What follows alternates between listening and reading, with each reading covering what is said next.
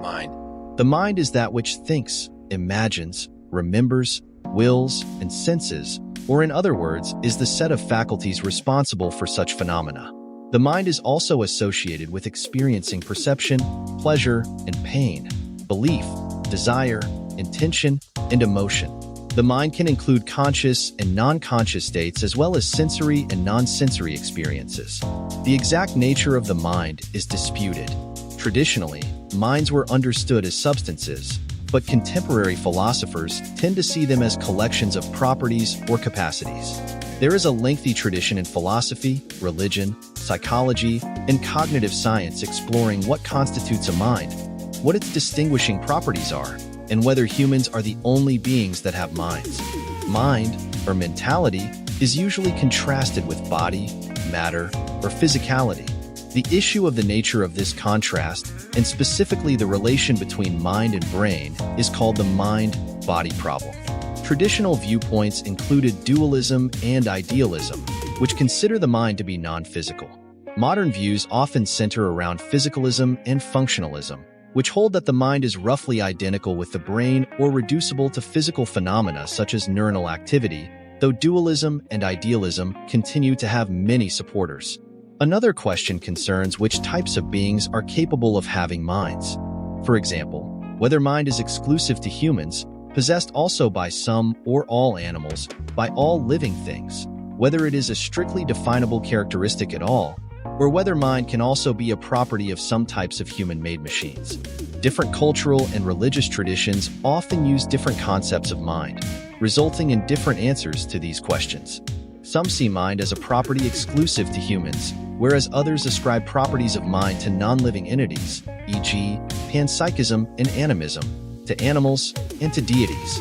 Some of the earliest recorded speculations linked mind, sometimes described as identical with soul or spirit, to theories concerning both life after death and cosmological and natural order, for example in the doctrines of Zoroaster, the Buddha, Plato, Aristotle, and other ancient Greek, Indian, and later Islamic and medieval European philosophers.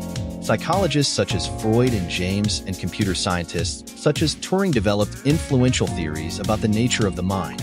The possibility of non-biological minds is explored in the field of artificial intelligence, which works closely with cybernetics and information theory to understand the ways in which information processing by non-biological machines is comparable to or different from mental phenomena in the human mind. The mind is also sometimes portrayed as a stream of consciousness, where sense impressions and mental phenomena are constantly changing. Etymology. The original meaning of Old English "mind" was the faculty of memory, not of thought in general. Hence call to mind, come to mind, keep in mind, to have mind of, etc.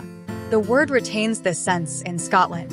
Old English had other words to express mind, such as hige, mind, spirit. The meaning of memory is shared with Old Norse, which has munr. The word is originally from a PI verbal root *men-, meaning to think, remember, whence also Latin mens, mind, Sanskrit manas, mind, and Greek munomikron, mind, courage, anger. The generalization of mind to include all mental faculties, thought, volition, feeling, and memory gradually develops over the 14th and 15th centuries. Definitions. The mind is often understood as a faculty that manifests itself in mental phenomena like sensation, perception, thinking, reasoning, memory, belief, desire, emotion, and motivation. Mind or mentality is usually contrasted with body, matter, or physicality. Central to this contrast is the intuition that minds exhibit various features not found in, and maybe even incompatible with the material universe as described by the natural sciences. On the traditionally dominant substantialist view associated with René Descartes, minds are defined as independent thinking substances. But it is more common in contemporary philosophy to conceive minds not as substances but as properties or capacities possessed by humans and higher animals. Despite this agreement, there is still a lot of difference of opinion concerning what the exact nature of mind is, and various competing characterizations have been proposed, sometimes referred to as theories of mind. Philosophical definitions of mind usually proceed not just by listing various types of phenomena belonging to the mind, but by searching the mark of the mental. a feature that is shared by all mental states and only by mental states. Epistemic approaches define mental states in terms of the privileged epistemic access the subject has to these states. This is often combined with a consciousness-based approach, which emphasizes the primacy of consciousness in relation to mind. Intentionality-based approaches, on the other hand, see the power of minds to refer to objects and represent the world as being a certain way as the mark of the mental. According to behaviorism, whether an entity has a mind only depends on how it behaves in response to external stimuli, while functionalism defines mental states in terms of the causal roles they play. The differences between these diverse approaches are substantial since they result in very different answers to questions like whether animals or computers have minds. There is a great variety of mental states. They fall into categories like sensory and non-sensory or conscious and unconscious. Various of the definitions listed above excel for states from one category but struggle to account for why states from another category are also part of the mind. This has led some theorists to doubt that there is a mark of the mental. So maybe the term mind just refers to a cluster of loosely related ideas that do not share one unifying feature. Some theorists have responded to this by narrowing their definitions of mind to higher intellectual faculties, like thinking, reasoning, and memory. Others try to be as inclusive as possible regarding lower intellectual faculties, like sensing and emotion. In popular usage, mind is frequently synonymous with thought, the private conversation with ourselves that we carry on inside our heads. Thus, we make up our minds, change our minds, or are of two minds about something. One of the key attributes of the mind in this sense is that it is a private sphere to which no one but the owner has access. No one else can know our mind. They can only interpret what we consciously or unconsciously communicate. Epistemic and consciousness-based approaches. Epistemic approaches emphasize that the subject has privileged access to all, or at least some of their mental states. It is sometimes claimed that this access is direct, private, and infallible. Direct access refers to non-inferential knowledge. When someone is in pain, for example, they know directly that they are in pain. They do not need to infer it from other indicators like a body part being swollen or their tendency to scream when it is touched. But we arguably also have non-inferential knowledge of external objects, like trees or cats, through perception, which is why this criterion by itself is not sufficient. Another epistemic privilege often mentioned is that mental states are private in contrast to public external facts. For example, the fallen tree lying on a person's leg is directly open to perception by the bystanders while the victim's pain is private. Only they know it directly while the bystanders have to infer it from their screams. It was traditionally often claimed that we have infallible knowledge of our own mental states, i.e. that we cannot be wrong about them when we have them. So when someone has an itching sensation, for example, they cannot be wrong about having this sensation. They can only be wrong about the non-mental causes, e.g. whether it is the consequence of bug bites or of a fungal infection. But various counterexamples have been presented to claims of infallibility, which is why this criterion is usually not accepted in contemporary philosophy. One problem for all epistemic approaches to the mark of the mental is that they focus mainly on conscious states but exclude unconscious states. A repressed desire, for example, is a mental state to which the subject lacks the forms of privileged epistemic access mentioned. One way to respond to this worry is to ascribe a privileged status to conscious mental states. On such a consciousness-based approach, conscious mental states are non-derivative constituents of the mind, while unconscious states somehow depend on their conscious counterparts for their existence. An influential example of this position is due to John Searle, who holds that unconscious mental states have to be accessible to consciousness to count as mental at all. They can be understood as dispositions to bring about conscious states. This position denies that the so-called deep unconscious, i.e. mental contents inaccessible to consciousness, exists. Another problem for consciousness-based approaches, besides the issue of accounting for the unconscious mind, is to elucidate the nature of consciousness itself. Consciousness-based approaches are usually interested in phenomenal consciousness, i.e. in qualitative experience, rather than access consciousness, which refers to information being available for reasoning and guiding behavior. Conscious mental states are normally characterized as qualitative and subjective, i.e. that there is something it is like for a subject to be in these states. Opponents of consciousness-based approaches often point out that despite these attempts, it is still very unclear what the term phenomenal consciousness, is supposed to mean. This is important because not much would be gained theoretically by defining one ill-understood term in terms of another. Another objection to this type of approach is to deny that the conscious mind has a privileged status in relation to the unconscious mind, for example, by insisting that the deep unconscious exists. Intentionality-based approaches. Intentionality-based approaches see intentionality as the mark of the mental. The originator of this approach is Franz Brentano, who defined intentionality as the characteristic of mental states to refer to or be about objects. One central idea for this approach is that minds represent the world around them, which is not the case for regular physical objects. So a person who believes that there is ice cream in the fridge represents the world as being a certain way. The ice cream can be represented, but it does not itself represent the world. This is why a mind is ascribed to the person but not to the ice cream, according to the intentional approach. One advantage of it in comparison to the epistemic approach is that it has no problems to account for unconscious mental states. They can be intentional just like conscious mental states and thereby qualify as constituents of the mind. But a problem for this approach is that there are also some non-mental entities that have intentionality, like maps or linguistic expressions. One response to this problem is to hold that the intentionality of non-mental entities is somehow derivative in relation to the intentionality of mental entities. For example, a map of Addis Ababa may be said to represent Addis Ababa not intrinsically but only extrinsically because people interpret it as a representation.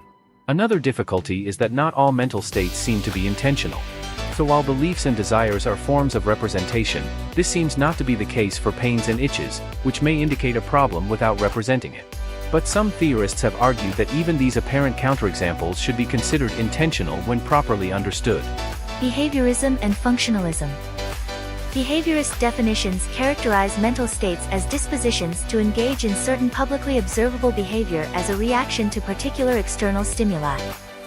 On this view, to ascribe a belief to someone is to describe the tendency of this person to behave in certain ways. Such an ascription does not involve any claims about the internal states of this person, it only talks about behavioral tendencies. A strong motivation for such a position comes from empiricist considerations stressing the importance of observation and the lack thereof in the case of private internal mental states. This is sometimes combined with the thesis that we could not even learn how to use mental terms without reference to the behavior associated with them. One problem for behaviorism is that the same entity often behaves differently despite being in the same situation as before. This suggests that explanation needs to make reference to the internal states of the entity that mediate the link between stimulus and response. This problem is avoided by functionalist approaches, which define mental states through their causal roles but allow both external and internal events in their causal network. On this view, the definition of pain state may include aspects such as being in a state that tends to be caused by bodily injury, to produce the belief that something is wrong with the body and to cause wincing or moaning. One important aspect of both behaviorist and functionalist approaches is that, according to them, the mind is multiply realizable. This means that it does not depend on the exact constitution of an entity for whether it has a mind or not. Instead, only its behavioral dispositions or its role in the causal network matter. The entity in question may be a human, an animal, a silicon-based alien, or a robot. Functionalists sometimes draw an analogy to the software-hardware distinction where the mind is likened to a certain type of software that can be installed on different forms of hardware. Closely linked to this analogy is the thesis of computationalism, which defines the mind as an information processing system that is physically implemented by the neural activity of the brain. One problem for all of these views is that they seem to be unable to account for the phenomenal consciousness of the mind emphasized by consciousness-based approaches. It may be true that pains are caused by bodily injuries and themselves produce certain beliefs and moaning behavior. But the causal profile of pain remains silent on the intrinsic unpleasantness of the painful experience itself. Some states that are not painful to the subject at all may even fit these characterizations. Externalism. Theories under the umbrella of externalism emphasize the mind's dependency on the environment. According to this view, mental states and their contents are at least partially by external circumstances. For example, some forms of content externalism hold that it can depend on external circumstances whether a belief refers to one object or another. The extended mind thesis states that external circumstances not only affect the mind, but are part of it. The closely related view of enactivism holds that mental processes involve an interaction between organism and environment. Forms, functions and processes. The mind encompasses many functions and processes, including perception, memory, thought, imagination, motivation, emotion, attention, and learning. Perception is the process of interpreting and organizing sensory information to become acquainted with the environment. This information is acquired through sense organs receptive to various types of physical stimuli, which correspond to different forms of perception, such as vision, sound, touch, smell, and taste. The sensory information received this way is a form of raw data that is filtered and processed to actively construct a representation of the world and the objects within it. This complex process underlying perceptual experience is shaped by many factors, including the individual's past experiences, cultural background, beliefs, and expectations. Memory is the mechanism of storing and retrieving information. Episodic memory handles information about specific past events in one's life and makes this information available in the present. When a person remembers what they had for dinner yesterday, they employ episodic memory. Semantic memory handles general knowledge about the world that is not tied to any specific episodes. When a person recalls that the capital of Japan is Tokyo, they usually access this general information without recalling the specific instance when they learned it. Procedural memory is memory of how to do things, such as riding a bicycle or playing a musical instrument. Another distinction is between short-term memory, which holds information for brief periods, usually with the purpose of completing specific cognitive tasks, and long-term memory, which can store information indefinitely. Thinking involves the processing of information and the manipulation of mental representations. It is a goal-oriented activity that often happens in response to experiences as a symbolic process aimed at making sense of them, organizing their information, and deciding how to respond. Logical reasoning is a form of thinking that starts from a set of premises and aims to arrive at a conclusion supported by these premises. This is the case when deducing that Socrates is mortal from the premises Socrates is a man and all men are mortal. Problem solving is a closely related process that consists of several steps, such as identifying a problem, developing a plan to address it, implementing the plan, and assessing whether it worked. Thinking in the form of decision-making involves considering possible courses of action to assess which one is the most beneficial. As a symbolic process, thinking is deeply intertwined with language, and some theorists hold that all thought happens through the medium of language. Imagination is a creative process of internally generating mental images. Unlike perception, it does not directly depend on the stimulation of sensory organs. Similar to dreaming, these images are often derived from previous experiences but can include novel combinations and elements.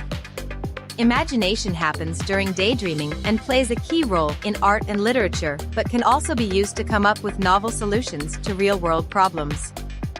Motivation is an internal state that propels individuals to initiate, continue, or terminate goal-directed behavior. It affects what goals someone pursues, how much effort they invest in the activity, and how long they engage in it. Motivation is affected by emotions, which are temporary experiences of positive or negative feelings like joy or anger. They are directed at and evaluate specific events, persons, or situations. They usually come together with certain physiological and behavioral responses. Attention is an aspect of other mental processes in which mental resources like awareness are directed towards certain features of experience and away from others. This happens when a driver focuses on the traffic while ignoring billboards on the side of the road. Attention can be controlled voluntarily in the pursuit of specific goals, but can also occur involuntarily when a strong stimulus captures a person's attention. Attention is relevant to learning, which is the ability of the mind to acquire new information and permanently modify its understanding and behavioral patterns. Individuals learn by undergoing experiences, which helps them adapt to the environment. Faculties and modules. Traditionally, the mind was subdivided into mental faculties understood as capacities to perform certain functions or bring about certain processes. An influential subdivision in the history of philosophy was between the faculties of intellect and will. The intellect encompasses mental phenomena aimed at understanding the world and determining what to believe or what is true. The will has a practical orientation focused on desire, decision-making, action, and what is good. The exact number and nature of the mental faculties are disputed, and more fine-grained subdivisions have been proposed, such as dividing the intellect into the faculties of understanding and judgment, or adding sensibility as an additional faculty responsible for sensory impressions. In contrast to the traditional view, more recent approaches analyze the mind in terms of mental modules rather than faculties. A mental module is an inborn system of the brain that automatically performs a particular function within a specific domain without conscious awareness or effort. In contrast to faculties, the concept of mental modules is normally used to provide a more limited explanation restricted to certain low-level cognitive processes without trying to explain how they are integrated into higher-level processes such as conscious reasoning. Many low-level cognitive processes responsible for visual perception have this automatic and unconscious nature. In the case of visual illusions like the Muller-Lyer illusion, the underlying processes continue their operation and the illusion persists even after a person has become aware of the illusion, indicating the mechanical and involuntary nature of the process. Other examples of mental modules concern cognitive processes responsible for language processing and facial recognition. Conscious and unconscious. An influential distinction is between conscious and unconscious mental processes. Consciousness is the awareness of external and internal circumstances. It encompasses a wide variety of states, such as perception, thinking, fantasizing, dreaming, and altered states of consciousness. In the case of phenomenal consciousness, the awareness involves a direct and qualitative experience of mental phenomena, like the auditory experience of attending a concert. Access consciousness, by contrast, refers to an awareness of information that is accessible to other mental processes, but not necessarily part of current experience. For example, the information stored in a memory may be accessible when drawing conclusions or guiding actions even when the person is not explicitly thinking about it. Unconscious or non-conscious mental processes operate without the individual's awareness, but can still influence mental phenomena on the level of thought, feeling, and action. Some theorists distinguish between preconscious, subconscious, and unconscious states depending on their accessibility to conscious awareness. When applied to the overall state of a person rather than specific processes, the term unconscious implies that the person lacks any awareness of their environment and themselves, like during a coma.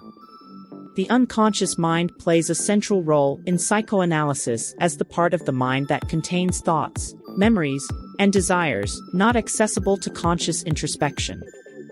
According to Sigmund Freud, the psychological mechanism of repression keeps disturbing phenomena, like unacceptable sexual and aggressive impulses, from entering consciousness to protect the individual.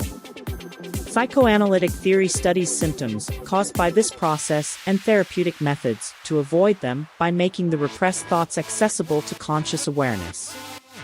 Other categories of mental phenomena. Mental states are often divided into sensory and propositional states. Sensory states are experiences of sensory qualities, often referred to as qualia, like colors, sounds, smells, pains, itches, and hunger. Propositional states involve an attitude towards a content that can be expressed by a declarative sentence. When a person believes that it is raining, they have the propositional attitude of belief towards the content it is raining. Different types of propositional states are characterized by different attitudes towards their content. For instance, it is also possible to hope, fear, desire, or doubt that it is raining. A mental state or process is rational if it is based on good reasons. For example, a belief is rational if it relies on strong supporting evidence, and a decision is rational if it follows careful deliberation of all the relevant factors and outcomes. Mental states are irrational if they are not based on good reasons, such as beliefs caused by faulty reasoning, superstition, or cognitive biases, and decisions that give in to temptations instead of following one's best judgment. Mental states that fall outside the domain of rational evaluation are irrational rather than irrational. There is controversy regarding which mental phenomena lie outside this domain. Suggested examples include sensory impressions, feelings, desires, and involuntary responses.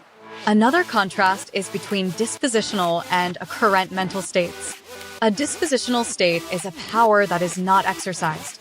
If a person believes that cats have whiskers but does not think about this fact, it is a dispositional belief. By activating the belief to consciously think about it or use it in other cognitive processes, it becomes occurrent until it is no longer actively considered or used. The great majority of a person's beliefs are dispositional most of the time.